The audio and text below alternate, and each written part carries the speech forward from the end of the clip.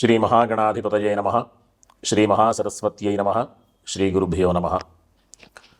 శ్రీ లలితా మహాత్రిపుర సుందరీ పరాభట్టారికాయే నమః. మనం ఇప్పుడు అక్టోబర్లో ఉన్నటువంటి మేషరాశి నుంచి మీనరాశి వరకు కూడా ఉన్నటువంటి గోచారంలో ఉన్న రాశి ఫలాలు చెప్పుకునే ప్రయత్నం చేద్దాం. ముందుగా మేషరాశి వారికి ప్రధానంగా మనం జాతక విషయంలో అన్ని విషయాలలోకెల్లా అత్యంత అవసరమైనటువంటి విషయం ఆరోగ్యం. ఆరోగ్య విషయంలో కాస్త జాగ్రత్తలు అవసరం. రాశ్యాధిపతి వచ్చి సప్తమ స్థానంలో ఉన్నాడు కాబట్టి కాస్త అననుకూలమైనటువంటి ఈ ఆరోగ్య విషయంలో ఫలితాలు పొందేటటువంటి అవకాశం ఉంటుంది. అయినప్పటికీ కూడా రవి సంచారం ఈ నెల 18వ తేదీ వరకు కూడా షష్ఠ స్థానంలో, అంటే విశేషమైనటువంటి ఫలితాన్ని ఇచ్చే స్థానంలో ఉంటాడు కాబట్టి ఎట్లాంటి ఇబ్బందులు వచ్చినా అధిగమించేటటువంటి అవకాశం కూడా ఉంది. తరువాత విద్యార్థులకు ఈ మాసమంతా కూడా మిశ్రమమైనటువంటి ఫలితాలు కనిపిస్తున్నాయి.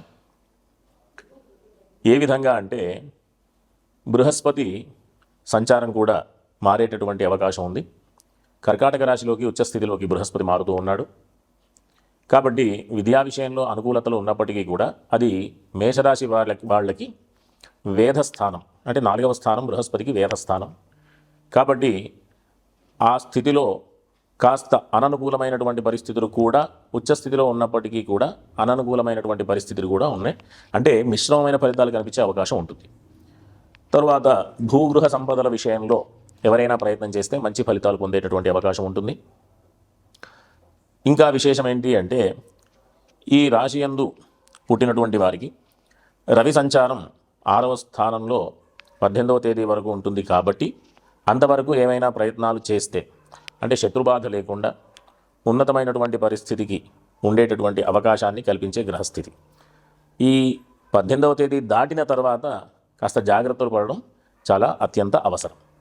ఇంకా శుక్రుడు కూడా ఈ రాశి వారికి, అంటే ఈ నెల శుక్రగ్రహ స్థితి కూడా మారేటటువంటి అవకాశం ఉంది. శుక్రుడు 10వ తేదీ ఈ రాశిలో, అంటే ఇంచుమించుగా 10వ తేదీ అంటే 19వ తేదీ రాత్రే మారుతూ ఉన్నాడు. మేషరాశి వారికి ఈ శుక్రగ్రహ స్థితి మారినప్పటికీ కూడా రెండూ కూడా వేధస్థానాలలో ఉండడం వల్ల ఈ వివాహ విషయంలో కొన్ని ఇబ్బందులు వచ్చే అవకాశాలు ఉన్నాయి. ప్రధానంగా వ్యాపార భాగస్వామ్యం విషయంలో జాగ్రత్తలు అవసరం.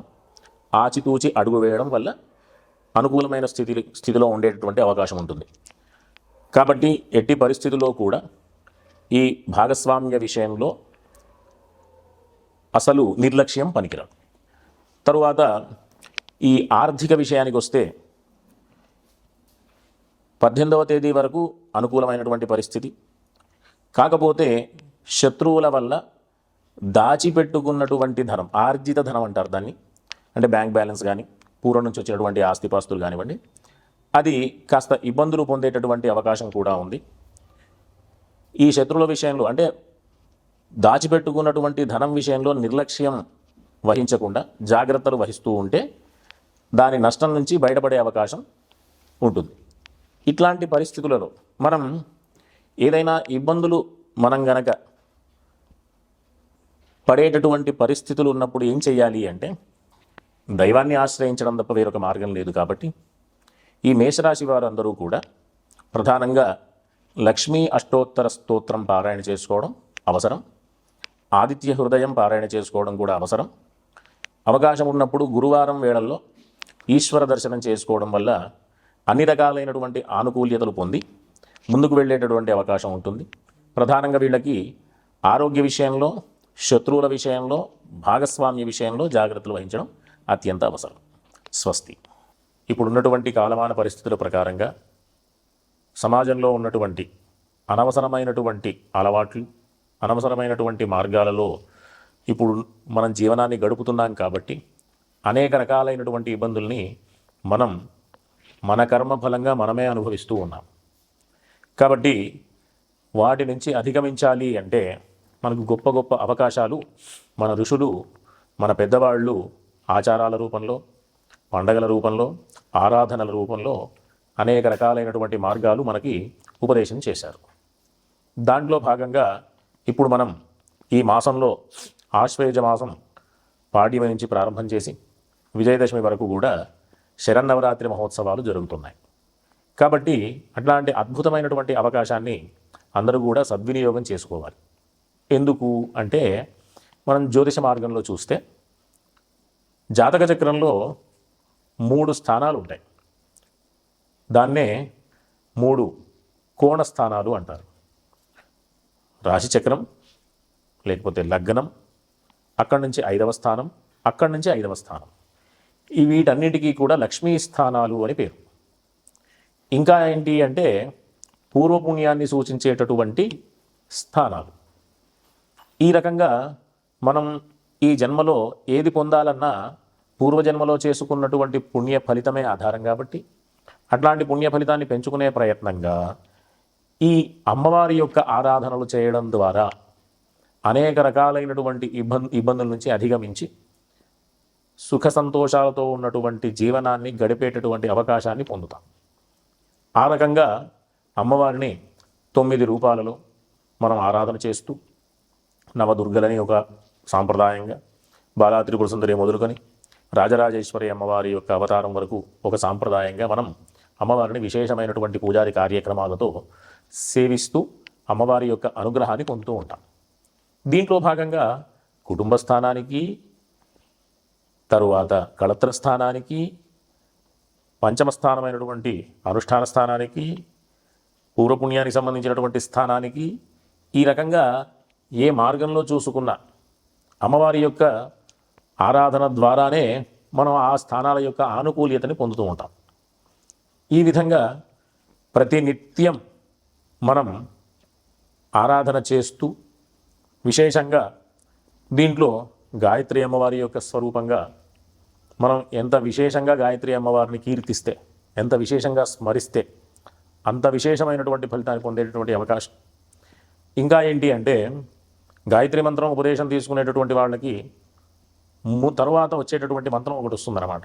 అవృధమసౌసౌ ఓం య ప్రాణస్వం మే గోపాయ అని. దాంట్లో వ్యాఖ్యానంలో ఏముందంటే అవృధం అని దాంట్లో వాక్యంలో చెప్తూ, నేను గాయత్రి మంత్రాన్ని ఉపదేశం తీసుకోవడం ద్వారా వృద్ధిని శ్రీని పొందాను అని. అంటే జ్ఞానాన్ని పొందాను. అందరూ శ్రీ అంటే లక్ష్మీ అమ్మవారు, అమ్మవారు అంటే లక్ష్మీ అమ్మవారు అంటే ధనం అనేటటువంటి విషయమే కాకుండా ప్రధానంగా జ్ఞానం అనేటటువంటి విషయాన్ని కూడా తెలుసుకోవాలి.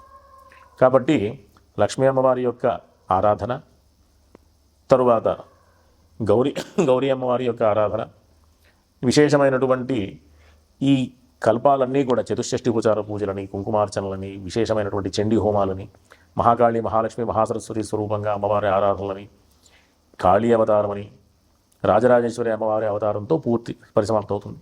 దీంట్లో సరస్వతి అమ్మవారి యొక్క పూజా విశేషాలు ఇవన్నీ కూడా మనం నవరాత్రి మహోత్సవాలలో మనం ఆరాధనలో భాగంగా ఆచరిస్తూ ఉంటాం.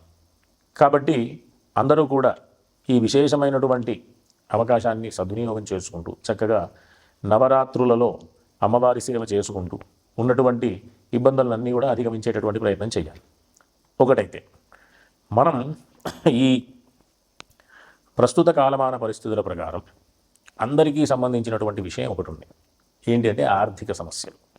ఆర్థిక సమస్యలు 2 రకాలుగా ఉంటుంది. ఒకటి ప్రతినిత్యం మనం సంపాదించుకునేటటువంటి డబ్బు ఒకటైతే, ఇంకొకటి ఆర్జిత ధనమని, అంటే సంపాదించుకొని పెట్టుకున్నటువంటి బ్యాంక్ బ్యాలెన్స్లని, పూర్వం నుంచి వచ్చినటువంటి ఆస్తులని, తండ్రి ద్వారా వచ్చినటువంటి ఆస్తులని, ఇవన్నీ అనేక రకాలైనటువంటి మార్గాల్లో మనం ఆర్థిక విషయాల్ని చూస్తూ ఉంటాం.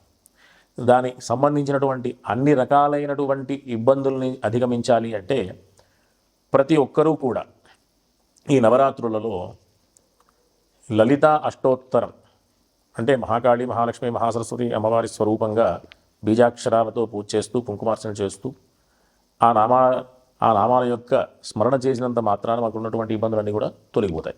ఒకటైతే లక్ష్మీ అష్టోత్తర స్తోత్రాన్ని గనక ఇవన్నీ అంటే ఈ లలితా అష్టోత్తరం కానీ, లలితా సహస్రం కానీ, విశేషమైనటువంటివి అన్నీ చేయలేనటువంటి వాళ్ళు కూడా ఉంటారు కదా, వాళ్ళందరికీ కూడా లక్ష్మీ అష్టోత్తర స్తోత్రం అది పూర్తిగా ఒకసారి చదివితే కనీసం ఒక 5 నుంచి 6 నిమిషాలు పడుతుంది అంతే.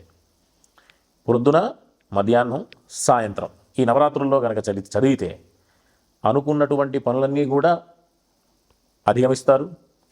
ఇంకా ఏంటి అంటే ఆర్థికపరమైనటువంటి ఇబ్బందులు తొలగిపోగా ఆర్థికపరమైనటువంటి అభివృద్ధిని కూడా వీళ్ళు పొందేటటువంటి అవకాశం ఉంటుంది. కాబట్టి అందరూ కూడా ఈ మార్గంలో వెళుతూ లక్ష్మీ అష్టోత్తర స్తోత్రం గుర్తుంచుకోండి. అందరూ కూడా అది రోజుకి 3 సార్లు పారాయణ చేయండి. విశేషమైనటువంటి ఆర్థిక లాభాన్ని పొందేటటువంటి అవకాశాన్ని పొందండి. స్వస్తి.